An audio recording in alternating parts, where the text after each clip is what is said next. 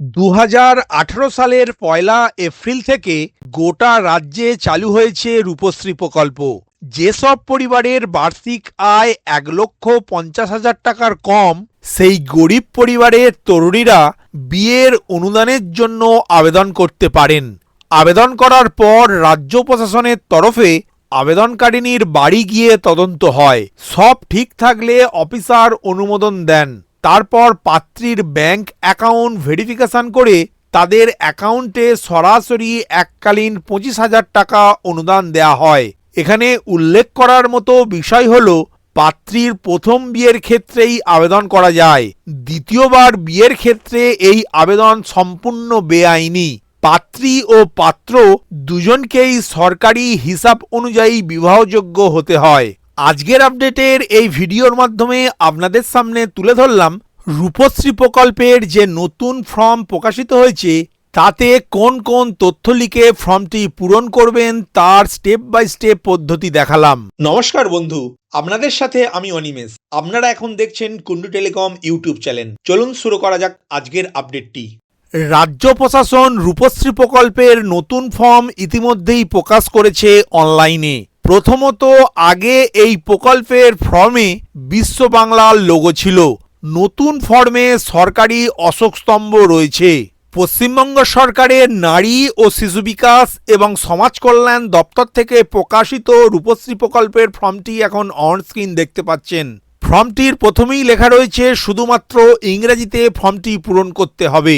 প্রথমেই নেম ঘরে আবেদনকারিনীর ব্যাংক অ্যাকাউন্টে যে নামটি আছে সেই নামটি এই ঘরে লিখবেন। তারপর ডেট অফ বার্থ অংশে আবেদনকারীর জন্মদিন, জন্ম মাস ও জন্মসালটি লিখবেন। এরপর প্রস্তাবিত বিবাহের তারিখ অংশে আবেদনকারীর কোন মাসের কোন তারিখে বিবাহ হবে সেই তারিখটি লিখবেন বিবাহ কার্ড অনুযায়ী। ডান দিকের এই বক্সটিতে আবেদনকারীর পাসপোর্ট মাপের একটি রঙিন ছবি আঠা দিয়ে লাগাবেন। এরপর প্রস্তাবিত বিবাহ অনুষ্ঠানের ঠিকানাটি সম্পূর্ণ লিখবেন। প্রথম বক্সটিতেই আবেদনকারীর গ্রামের নাম বা শহরের নাম লিখবেন। বাড়ির নাম্বার অংশে আবেদনকারীর বাড়ির নাম্বারটি লিখবেন। রোড বা স্ট্রিট অংশে আবেদনকারীর রাস্তার নামটি লিখবেন। পুলিশ স্টেশন অংশে আবেদনকারীর থানার নামটি লিখবেন। পোস্ট অফিস অংশে আবেদনকারীর ঠিকানার পোস্ট অফিসের নামটি লিখবেন। জিপি বা ওয়ার্ড অংশে আবেদনকারীর গ্রাম পঞ্চায়েতের নাম বা ওয়ার্ড নাম্বারটি লিখবেন। ব্লক, মিউনিসিপ্যালিটি বা মিউনিসিপ্যাল কর্পোরেশন অংশে আবেদনকারীর ব্লকের নাম বা মিউনিসিপ্যালিটির নাম বা কর্পোরেশনের নামটি লিখবেন। ডিস্ট্রিক্ট অংশে আবেদনকারীর জেলার নামটি লিখবেন। পিনকোড ঘরে আবেদনকারীর ঠিকানার পিনকোড নাম্বারটি লিখবেন। এরপর মাদার্স নেম ঘরে আবেদনকারীর মায়ের নামটি লিখবেন। ফাদার্স নেম ঘরে আবেদনকারীর বাবার নাম লিখবেন। এরপর আবেদনকারীর বর্তমান ঠিকানা এবং স্থায়ী ঠিকানাটি লিখবেন। হাউস নাম্বার ঘরে আবেদনকারীর যদি বাড়ির নাম্বার থাকে তাহলে লিখবেন, না হলে এই অংশে আবেদনকারীর গ্রামের নাম বা শহরের নামটি লিখবেন। রোড, স্ট্রিট অংশে আবেদনকারীর ঠিকানার রাস্তার নামটি লিখবেন। পুলিশ স্টেশন অংশে আবেদনকারীর থানার নামটি লিখবেন। পোস্ট অফিস অংশে আবেদনকারীর পোস্ট অফিসের নামটি লিখবেন। এরপর দ্বিতীয় পাতায় জিপি বা ওয়ার্ড অংশে আবেদনকারীর অঞ্চলের নাম বা ওয়ার্ড নাম্বারটি লিখবেন। তারপর ব্লক, মিউনিসিপ্যালিটি, মিউনিসিপ্যাল কর্পোরেশন অংশে আবেদনকারীর ব্লকের নাম বা মিউনিসিপ্যালিটির নাম বা কর্পোরেশনের নামটি লিখবেন। ডিস্ট্রিক্ট অংশে আবেদনকারীর জেলার নামটি লিখবেন। স্টেট অংশে ওয়েস্ট বেঙ্গল কথাটি লিখবেন। পিনকোড ঘরে আবেদনকারীর ঠিকানার পিনকোড নাম্বারটি লিখবেন। এখন কন্ট্যাক্ট নাম্বার ঘরে আবেদনকারীর 10 সংখ্যার মোবাইল নাম্বারটি লিখবেন। এরপর এপিক নাম্বার ঘরে আবেদনকারীর নাম যদি 2026 সালের এসআইআর তালিকায় থাকে তাহলে সেই অনুযায়ী এপিক নাম্বার, এসি নাম্বার অর্থাৎ বিধানসভার নাম্বার, তার পার্ট নাম্বার এবং সিরিয়াল নাম্বারটি লিখবেন। যদি আবেদনকারীর নাম 2026 সালের চূড়ান্ত ভোটার তালিকায় না থাকে তাহলে আবেদনকারীর বাবা, মা, ভাই বা বোনের ভোটার কার্ড নাম্বারটি লিখবেন এবং বিধানসভার নম্বর, পার্ট নাম্বার এবং সিরিয়াল নাম্বারটি লিখবেন।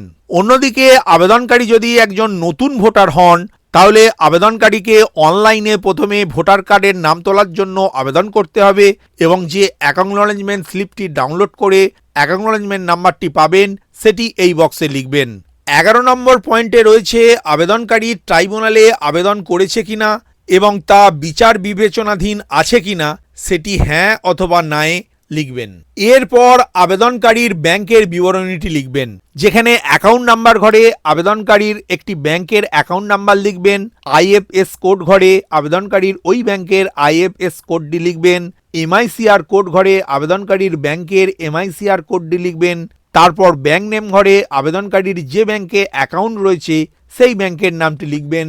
ব্রাঞ্চ নেম ঘরে আবেদনকারীর যে শাখায় অ্যাকাউন্ট রয়েছে সেই শাখার নামটি লিখবেন। তারপর ব্রাঞ্চ অ্যাড্রেস ঘরে আবেদনকারীর ব্যাংকের শাখার ঠিকানাটি লিখবেন।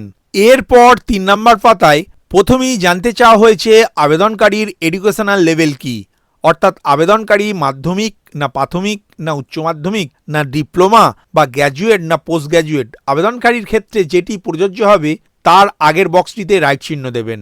আবেদনকারীর জাতি কি, সাধারণ, তপশিল জাতি, তপশিল উপজাতি না পিছিয়ে পড়া জাতি। আবেদনকারীর ক্ষেত্রে যেটি প্রযোজ্য হবে তার আগের বক্সটিতে রাইট চিহ্ন দেবেন।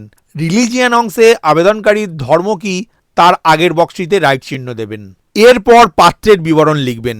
প্রথমেই নেম ইন ফুল ঘরে পাত্রের নামটি লিখবেন। ডেট অফ বার্থ ঘরে পাত্রের জন্ম তারিখ, জন্ম মাস এবং জন্মসালটি লিখবেন। ডান দিকের এই বক্সটিতে পাত্রের একটি পাসপোর্ট মাপের রঙিন ছবি আঠা দিয়ে লাগাবেন। মাদার্স নেম ঘরে পাত্রের মায়ের নামটি লিখবেন। ফাদার্স নেম ঘরে পাত্রের বাবার নামটি লিখবেন।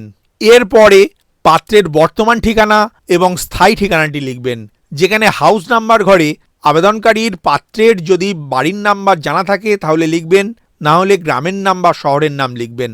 রোড স্ট্রিট অংশে পাত্রের ঠিকানার রাস্তার নামটি লিখবেন। জিপি বা ওয়ার্ড অংশে পাত্রের অঞ্চলের নাম বা ওয়ার্ড নাম্বারটি লিখবেন।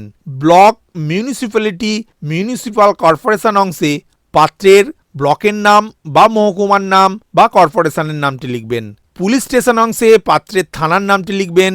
পোস্ট অফিস অংশে পাত্রের পোস্ট অফিসের নামটি লিখবেন। ডিস্ট্রিক্ট অংশে পাত্রের জেলার নামটি লিখবেন। স্টেট অংশে পাত্রের রাজ্যের নামটি লিখবেন। পিনকোড ঘরে পাত্রের ঠিকানার পিনকোড নাম্বারটি লিখবেন। এরপর 4 নম্বর পাতার 3 নম্বর পয়েন্টে আমি পশ্চিমবঙ্গের বাসিন্দা, আমি পশ্চিমবঙ্গে জন্মগ্রহণ করেছি, এই অংশের পরে বক্সটিতে রাইট চিহ্ন দেবেন। তারপর 4 নম্বর পয়েন্টে আবেদনকারীর জন্মের প্রমাণপত্র হিসাবে কোন নথিটি ফর্মের সঙ্গে জমা করবেন সেই নথির পাশে রাইট চিহ্ন দেবেন এবং নম্বর ঘরে সেই নথির নাম্বারটি লিখবেন। এরপর 5 নম্বর পয়েন্টে page of bank account show account holder name, account number or bank details, অর্থাৎ এই আবেদনপত্রের সঙ্গে আবেদনকারীর ব্যাংকের প্রথম পাতাটি জেরক্স করে জমা দেবেন এবং এই বক্সটিতে একটি রাইট চিহ্ন দেবেন। 6 নম্বর পয়েন্টে প্রস্তাবিত বিবাহের প্রমাণস্বরূপ বিবাহের নিমন্ত্রণ কার্ড বা ম্যারেজ রেজিস্টার নোটিশ বা সেলফ ডিক্লারেশন কোন নথিটি ফর্মের সঙ্গে জমা করবেন সেই নথির পাশে একটি রাইট চিহ্ন দেবেন। এরপর 5 নম্বর পাতার 7 নম্বর পয়েন্টে আবেদনকারীর আধার নাম্বারটি লিখবেন এই বক্সগুলিতে। এরপর I the holder of Aadhaar number, আবেদনকারীর 12 সংখ্যার আধার নাম্বারটি এই শূন্যস্থানে লিখবেন এবং নিচের দিকে নেম অব দি অ্যাপ্লিকেন্ট অংশের পরে যে শূন্যস্থানটি রয়েছে এই শূন্যস্থানে আবেদনকারীর সম্পূর্ণ নামটি লিখবেন এবং উপরের signature of the Aadhaar number holder এই লেখার উপরে আবেদনকারী একটি স্বাক্ষর করবেন। এই অংশটি ইংরাজি বা বাংলা যে কোনো একটি অংশ ফিল আপ করবেন। এরপর 8 নম্বর পয়েন্টে আবেদনকারীর পাত্রের বয়সের প্রমাণস্বরূপ কোন নথিটি জমা করবেন ফর্মের সাথে সেই নথির নামের পাশে রাইট চিহ্ন দেবেন এবং নম্বর ঘরে সেই নথির নাম্বারটি লিখবেন। এরপর সিগনেচার অফ অ্যাপ্লিকেন্ট অংশে আবেদনকারী একটি স্বাক্ষর করবেন এবং ডেট অংশে আবেদনকারী যে তারিখে এই ফর্মটি বিডিও অফিস বা এসডি অফিসে জমা করবেন সেই তারিখটি লিখবেন। 6 নম্বর ফর্মের শুধুমাত্র নেম অফ অ্যাপ্লিকেন্ট এই অংশে আবেদনকারীর নামটি লিখবেন। এছাড়া সম্পূর্ণ এই পেজটি ছাড় রাখবেন। এই পেজটি সম্পূর্ণরূপে অফিসের ব্যবহারের জন্য, অর্থাৎ যে অফিসে জমা করবেন ফর্মটি তারাই ফর্মের এই পাতাটি পূরণ করবেন। এরপর 7 নম্বর পাতাটিও অফিসের ব্যবহারের জন্য। 8 নম্বর পাতাটি আবেদনকারী ফর্ম জমা দেওয়ার পর অ্যাকনোলেজমেন্ট স্লিপ হিসাবে এটি ফেরত পাবেন। তবে এই পাতার ফর্ম অংশে আবেদনকারী যে বিডিও বা এসডিওতে জমা দিচ্ছেন সেই বিডিওর নাম বা এসডিওর নাম এবং ঠিকানাটি লিখবেন এবং 2 অংশে আবেদনকারীর নাম, তার ঠিকানাটি সম্পূর্ণ লিখবেন এবং নিচের দিকের ইয়োর্স ফেথফুল্লি লেখার উপরে আবেদনকারী একটি স্বাক্ষর করবেন। 9 নম্বর পাতায় ফর্মের কিছু ইনস্ট্রাকশন বা নির্দেশাবলী লেখা রয়েছে। তো বন্ধুরা, আজকের আপডেটের এই ভিডিওর মাধ্যমে বুঝতে পারলেন কিভাবে রূপশ্রী প্রকল্পের আবেদন করবেন এবং ফর্মের কোন অংশে কি কি তথ্য লিখে ফর্মটি পূরণ করবেন তার সম্পূর্ণ পদ্ধতি বোঝাতে পারলাম। ভিডিওটি প্রথম থেকে শেষ পর্যন্ত দেখার জন্য ধন্যবাদ।